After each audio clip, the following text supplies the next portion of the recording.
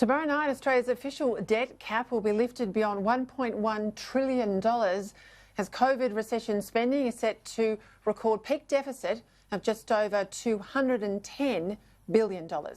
Just as this pandemic will be a defining moment in the Morrison government, so too will this budget as the Premier and his Treasurer launch Australia's pathway out of the health and economic crisis of 2020 and into what we hope will be a quick recovery. Joining me now for his analysis, the Australian's political editor, Dennis Shanahan, coming to us now from Canberra. Thank you for your time as always on a Monday, Dennis Shanahan. What do you expect you'll see tomorrow night? Well, look, I think despite all of the announcements, all of the giveaways, the bring forwards, the expectation of tax cuts, the infrastructure spending, billions and billions of jobs, funding, JobKeeper, apprenticeships, all of this, I think there'll still be one more big thing to come in the budget, and that's likely to be a form, if not the full stage 3 in the tax cuts, and we'll see that the government setting this up where they can then say to Labor, well, all this is part of this extraordinary pandemic budget and we're going to go all in.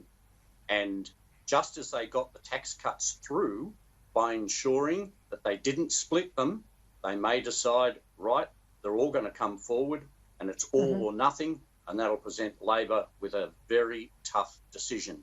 Apart from that, I think that the only two numbers that actually are real in the budget are the $1.1 trillion debt and the $210 billion budget deficit. All the rest is spending. We don't know. The government doesn't know what it's all going to happen in just a couple of weeks. In fact, in a couple of months, we've got the mid-year economic forecast due. The government hasn't even decided if that will be before December and maybe put that off.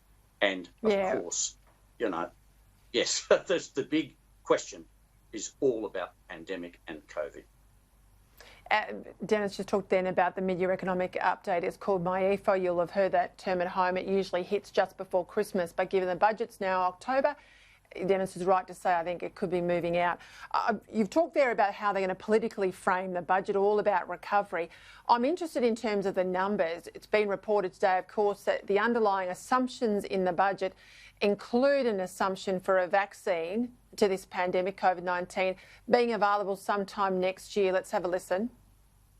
We have factored in those issues related to the vaccine, and again, that will be available on budget night. As you know, we have worked hard with international counterparts to secure the vaccine for Australia. But does the budget assume a vaccine will become available? The budget takes into account the possibility that is the case. Fingers crossed for all of us, I know, but it's a pretty big call.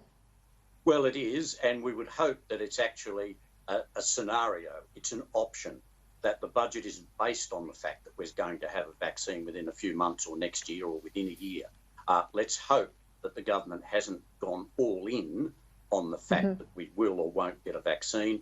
I think that it's much more likely an option, and that we'll see spending scenarios from Treasury, the impact of the budget at various levels if we don't get a vaccine. It would be the bravest assumption of any budget ever to think that we would get a vaccine within months, which is going to lift the recovery. I think the government would be foolish to make that huge call without some limitations and options.